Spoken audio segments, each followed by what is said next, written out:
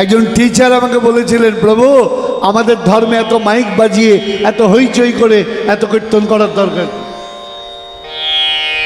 ঘরে বসে বসে প্রেয়ার করলেই হয়। আমি বললাম, শুনুন, উচ্চ করে কীর্তন আর ঘরে বসে জপ, দুটোর তফাৎ আছে আলাদা। আমরাও জপ করি, গুরুদেবের মন্ত্র আমরা কি জোরে জপ করি নাকি? জোরে কীর্তন করি, ওটা জপই করি। তা জপ আর কীর্তনের মধ্যে তফাৎ কি? বলছেন, জপিলে সে কৃষ্ণ নাম আপনি সে তরে।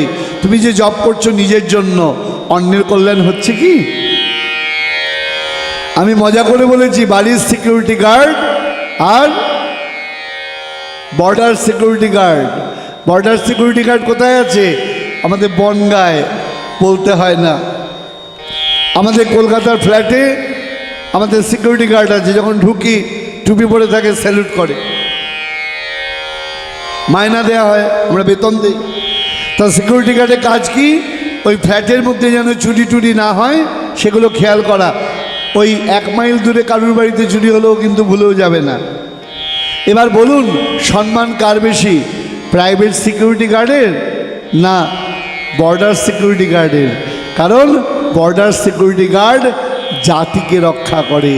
একজন আর্মি লোক যদি বাড়িতে আসে, আপনিও সম্মান করবেন, কারণ বর্ডারে ওরা গুলি খায় বলে আমরা ঘরে বসে মালার গুলি আওড়াতে পারছি।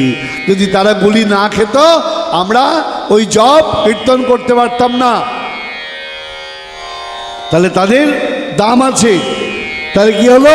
আপনার বাড়ির সিকিউরিটি গার্ড আপনার বাড়িকে রক্ষা করে, বর্ডার সিকিউরিটি গার্ড জাতিকে রক্ষা করে। যে নিজে জপ করে সে নিজের মঙ্গল করে, আর যে উচ্চ সংকীর্তন করে সে সর্বজগতের কল্যাণ করে। এই জন্য বলছেন, উচ্চ সংকীর্তন করে পরোপকার করে, অতএব উচ্চ করি কীর্তন করিলে শতগুণ ফল হয়। সর্বশাস্ত্রে বলে, সনাতন ধর্ম নিজের মুক্তি চায় না, নিজের মঙ্গল চায় না, সার্বিক মঙ্গল চায়। এই সার্বিক মঙ্গল কামনা করার জন্যই কিন্তু আমরা উচ্চ করে সংকীর্তন করি।